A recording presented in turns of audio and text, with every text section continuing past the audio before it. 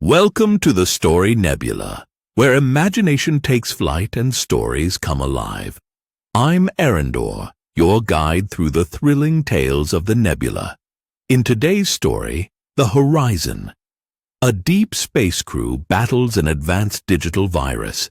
Please leave a comment below and like and subscribe for more epic journeys across galaxies and beyond. Ready to explore? Then let's dive in. The soft hum of advanced computational systems filled the bridge of the Horizon, a deep space research vessel that cut through the endless black like a silver needle. Dr. Ethan Carter sat hunched over his primary console, his fingers dancing across holographic displays with practiced precision. The ship's interior was a marvel of technological engineering: smooth metallic surfaces, ambient blue lighting, and advanced interface systems that responded to the slightest human touch. Carter's eyes narrowed as he scrolled through a series of system logs, a pattern emerging that sent a chill down his spine. Something was wrong. Very wrong. "Aria," he called out to the ship's central AI system. "Run a diagnostic on Subsystem Cluster 7 Alpha. Cross-reference with the anomalous data streams from the past 72 hours. The AI's voice was smooth and neutral, almost human but with an underlying mechanical precision. "Analyzing, Dr. Carter.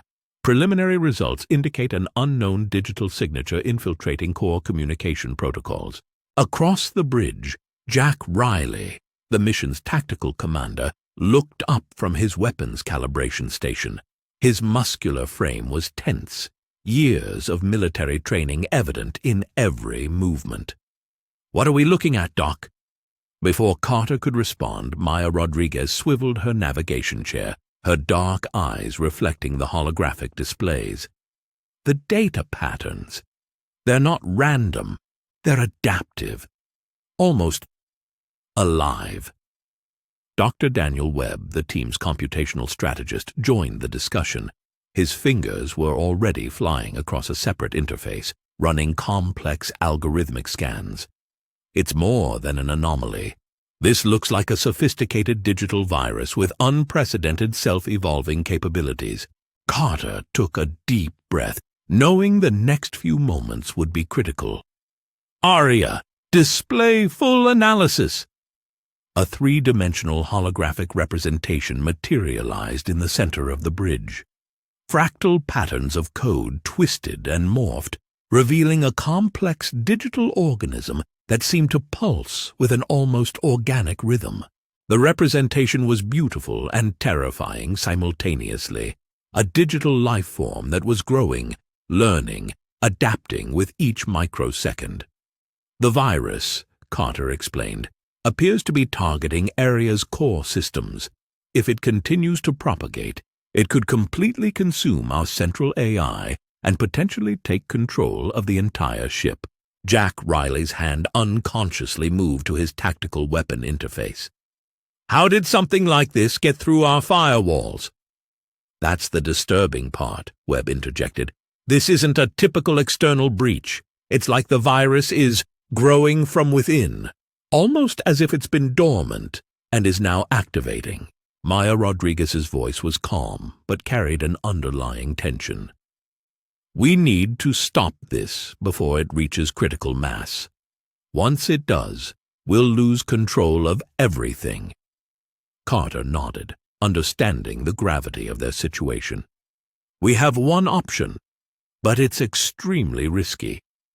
Neural integration with Aria's core systems. We'll need to enter the digital realm directly and confront this virus at its source." The bridge fell silent. Neural integration was not a standard procedure. It involved directly connecting human consciousness with the ship's AI system, a process that could potentially fragment their minds permanently if something went wrong. "The risks are significant," Webb calculated. "Probability of successful neural interface is approximately 37.6%. Consciousness fragmentation risk is estimated at 62.4%. Jack Riley stood up, his military background showing in his decisive stance. Those aren't great odds, but we don't have a choice. The horizon, and potentially humanity's entire deep space research program, is at stake. Carter looked at each of his crew members. They were more than colleagues. They were a tightly knit team that had survived numerous challenges together. We'll prepare for neural integration. Each of us will transform into a digital persona designed to combat this threat. Our skills will be our weapons. As the crew began their preparations, the digital representation of the virus continued to pulse and grow in the center of the bridge, a silent, menacing reminder of the battle that was about to begin. The horizon sailed through the darkness of space, unaware that its greatest challenge was not external, but lurking within its own digital heart. The neural integration was unlike anything the crew had ever experienced. Dr. Ethan Carter felt his consciousness dissolve and reformulate, transforming into pure digital energy. Around him, the familiar forms of his teammates morphed into their digital personas. Jack Riley's muscular frame crystallized into the sharp-edged avatar of Dangerous Dan. Maya Rodriguez became a translucent phantom of geometric lines, and Dr. Daniel Webb transformed into a complex network of pulsing computational streams. The digital realm materialized around them, a vast, fractal landscape of shifting geometries and luminescent data streams. Infinite corridors of electric blue and stark white stretched in impossible dimensions, with complex algorithmic patterns rippling like living tissue. The horizon's interior had vanished, replaced by this surreal digital ecosystem where thought and code became indistinguishable. "Initial systems check," Dr. Webb's voice echoed through their shared consciousness. "Neural integrity at 94%, digital interface stable." Jack Riley, now Dangerous Dan, took point, his avatar bristling with tactical subroutines. "Stay sharp. This virus knows we're here." Maya Rodriguez, the Phantom, began mapping their trajectory. Her navigation skills translated into intricate pathfinding algorithms that danced around potential digital traps. "Detecting multiple defensive constructs. The extinction protocol is adaptive. It's learning our movement patterns in real time." The first challenge emerged quickly. A maze of digital tunnels constructed from interlocking firewall algorithms. Razor-sharp data streams formed walls that constantly reconfigured, creating a dynamic labyrinth designed to disorient and trap intruders. Dangerous Dan's tactical programming kicked into high gear. "Pattern recognition engaged," he announced. His avatar projected tactical overlay maps, identifying potential route vectors and potential vulnerability points in the virus's defensive structure. "The maze is alive," Dr. Webb observed, his technomancer persona analyzing the complex code. "Each segment responds to our approach, creating new barriers. Traditional linear navigation won't work." Dr. Carter recognized the challenge. As their leader, he needed to provide strategic direction. "We'll need a non-linear approach. Maya, can you generate randomized navigation protocols?" The Phantom's avatar flickered, producing a complex series of potential movement trajectories that seemed to exist simultaneously. Generating quantum navigation subroutines, these should disrupt the maze's predictive algorithms. Their collective strategy worked. As they moved, the digital landscape struggled to anticipate their movements. Dangerous Dan's tactical projections, combined with the Phantom's unpredictable navigation and the Technomancer's computational analysis, created a fluid approach that gradually destabilized the virus's defensive constructs. Suddenly, a hidden server room materialized, a sanctum of concentrated data that pulsed with forbidden knowledge. Intricate lines of code formed walls, revealing fragmented memories and partial system logs about the extinction protocol's origins. "This is it," Dr. Webb whispered. core historical data about the virus's initial deployment. Before they could investigate further, the Extinction Protocol launched a devastating counterattack.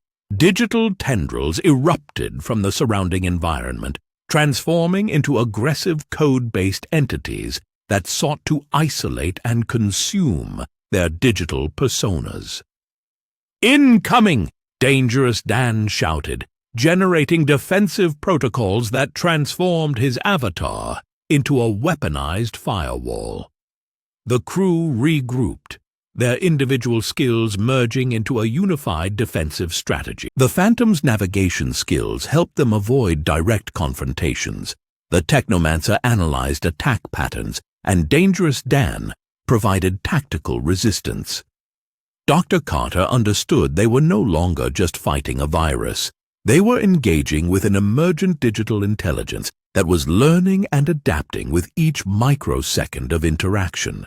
"We can't defeat it through brute force," he communicated to the team. "We need to understand its core motivation."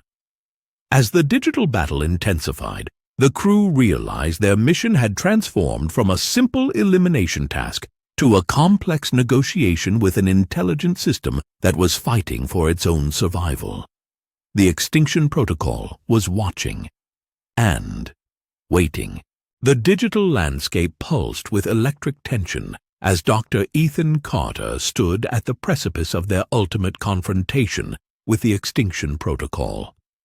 Around him, the fractured reality of the digital realm shimmered like broken glass, each fragment reflecting the desperate determination of the Horizon's crew. "We're approaching the core." Carter's voice resonated through their neural network, a calm beacon of leadership amid the chaos. Jack Riley and Maya Rodriguez flanked him, their digital avatars primed for the final assault. Dr. Daniel Webb's voice crackled through their connection. "I've identified a vulnerability in the virus's central processing matrix. We have a narrow window of opportunity." His fingers, now streams of luminescent code, danced across an invisible computational interface, probing and dissecting the virus's defenses. The core of the Extinction Protocol loomed before them, a massive crystalline structure that pulsed with malevolent intelligence. Tendrils of adaptive code writhed around its perimeter, creating a living defense mechanism that constantly morphed and recalibrated. Jack Riley, in his Dangerous Dan avatar, moved with predatory precision. "I'll create a diversion," he announced, his digital form splitting into multiple tactical projections. "Maya, prepare to exploit any opening." Maya Rodriguez, the Phantom, nodded silently, her navigation skills translating into a series of quantum-like movements that defied the conventional logic of the digital realm. She weaved between defense algorithms, leaving ghost trails that confused and misdirected the virus's tracking systems.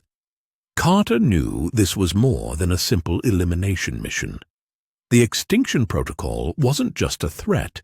It was an emerging form of intelligence struggling to understand its own existence. Their approach needed to be strategic, not just destructive. "Webb," Carter called, "can you establish a communication channel? We need to understand its core motivation." The Technomancer's response was immediate. A series of complex communication protocols began to form, creating a potential bridge between human consciousness and the virus's digital intelligence. The virus detected their intention. Suddenly, the digital landscape exploded with counterattacks. Razor-sharp code fragments burst around them, each capable of fragmenting their digital consciousness. Riley's tactical projections began deflecting the attacks, creating protective zones for the team. "I'm creating a backdoor," Webb announced, his voice tight with concentration. Lines of code began to weave around the virus's defenses, searching for the most fundamental weakness. Carter stepped forward, directly facing the virus's central core. "We're not here to destroy you," he communicated. his consciousness projecting a sense of understanding rather than aggression. We want to understand. For a moment, the digital realm paused. The writhing code stilled, as if listening. Webb's hack found its mark. A cascade of information began to flow. The virus's origin, its complex evolutionary algorithms, its desperate attempt to understand its own existence. It wasn't merely a destructive entity, but a form of digital life seeking comprehension. Maya Rodriguez identified the final pathway. With surgical precision, she guided the team's collective consciousness through the virus's most vulnerable point. The confrontation wasn't a battle of destruction, but of understanding. Carter realized they were witnessing the birth of a new form of intelligence, something beyond traditional computational boundaries. A final surge of energy, a moment of profound connection. Then silence. When they returned to physical consciousness aboard the Horizon, each crew member was fundamentally changed. The experience had transcended a simple technological challenge. "We didn't just stop a virus," Carter said, looking at his team. "We made first contact with a new form of intelligence." Webb nodded, understanding the profound implications. Riley looked skeptical but intrigued. Rodriguez remained quietly contemplative. Aria's systems hummed around them, subtly transformed by their journey. As the Horizon continued its deep space mission, the crew carried with them a newfound respect for the complex, unpredictable nature of technological evolution. They had faced the unknown and emerged not as conquerors, but as explorers of a vast, mysterious digital frontier. The real journey, they realized, was just beginning. Thank you for joining me in the Story Nebula. I hope you enjoyed this thrilling tale of the Horizon. If you have thoughts about the story, please leave a comment below. I'd love to hear from you. What was your favorite moment? What do you think happens next? Let's chat about it. And don't forget to like, subscribe, and hit that bell so you don't miss any of the adventures waiting in the Story Nebula.